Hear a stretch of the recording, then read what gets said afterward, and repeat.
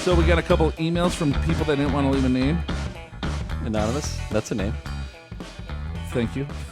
Can I open a Roth IRA in my daughter's name? She is earning money from babysitting. She is 12 years old. Thank you.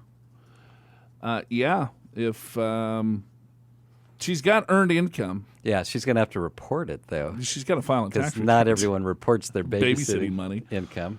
Did you? I've never babysat a day in my life. Well, I babysit every single day of my life, actually. I got 78 babies that I look after. 78? Isn't it? 78 or 80? How many people we got here? Oh, at Pure? Yeah. Yeah, okay, I got you. I suppose you report that income, then. Yes, I do. I do report that income. It's not enough. What's the ruling on that, Big Al? Well, the ruling, there's no... Well, how does someone do it, I guess, is a better question. Well, first of all, so a Roth IRA it's a retirement account that you contribute to, and you do not get a tax deduction, but the money grows tax-free in the account. And so when it's withdrawn later, presumably in retirement, then all the proceeds are tax-free.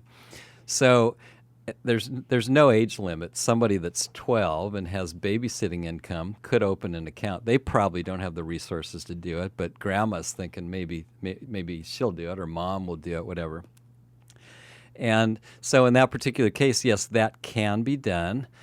So the mom or the grandma opens the account. It has, in the daughter's name, right? And so it's a Roth IRA. I guess, would it be a minor account? That I'll ask you that question, probably, huh? Yeah.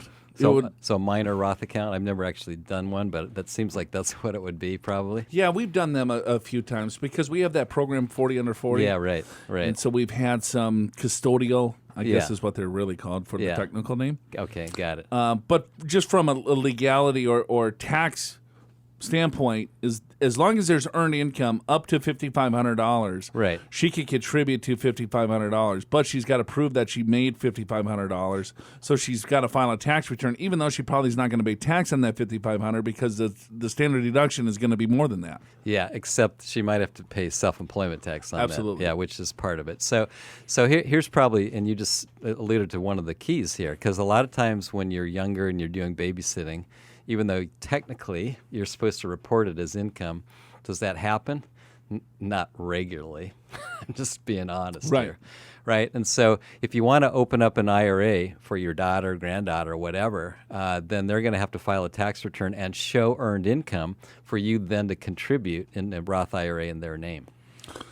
So it's worth it. Yeah, and the way it works, so let's just say she made $2,000 babysitting income, then you could open up a Roth IRA for $2,000. You can't do any more. You could do less. The maximum is $5,500, right? And so if she earned up to that amount, you could max it out. But otherwise, you're limited to the earned income. So get her to file a tax return, and then she can file the higher of the two, $5,500 or $6,000 for 2019. Or her earned income. Yeah, now sometimes what folks do, if they have a business, so they get their kids on the payroll, as long as they can justify the kid is earning wages. Yeah, doing something for that wage. Yeah. And it's appropriate pay. Kid can't show up for 1 hour and get paid $10,000. It doesn't. It's not going to fly with the IRS. So they actually have to be doing something bona fide and getting fair pay for that.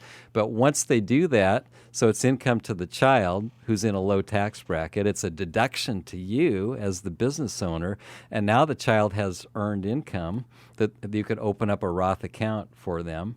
This is particularly important, I think, Joe, when kids are in college or close to college. You put your kids on the payroll, you get a tax deduction, and then they pay tax on it, but they have a low tax rate, and then they take the money that they're making from the business and they use it to pay for college. And in a roundabout way, you sort of pay for college expenses and get a tax deduction that way. Yeah. No, this only applies to small businesses. And then, sure. There's been all sorts of ideas that come across our desk is, well, I'm going to create an internet business. Right. Right. That's not really a business. Yes, right. And we're going to create expenses, and then I'm going to put the family on a payroll, and then we're going to create the payroll and run it through. And right. No, we see that, yeah. So if you have to have a profit motive.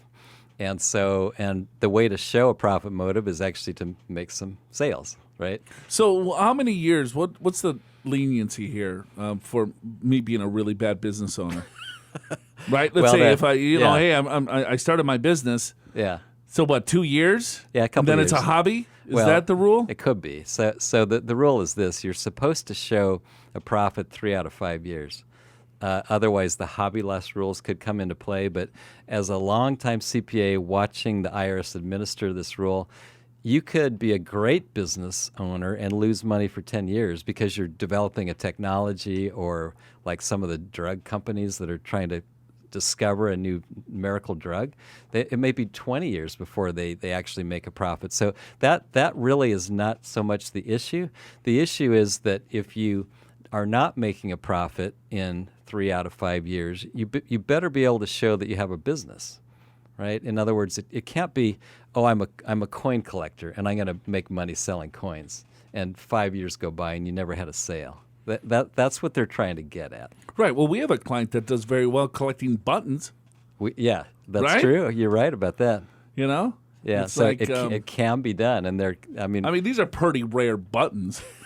But, the first time we heard it, we're like, buttons? Yeah. And I thought, I was Right. like, really, Barry? Buttons? And then, yeah. And then all of a sudden, it's like, wow, man, Yeah. you can make a lot of money. yeah, apparently, who knew, right? Yeah, she's killing it. I need a button on one of my suit.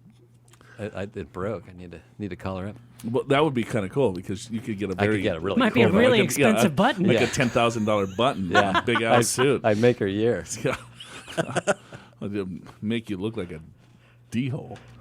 Well, and that suit has, gosh, it has the 2 coat buttons, and it probably has 4 buttons on each sleeve. And or you 3 lost them buttons. all? No, just one. But I want to get a matching set, so Well, that and might cost $100,000. Right And there. if you Good. get fancy buttons, then you have to worry about them falling off too. True, yeah. Well, yeah.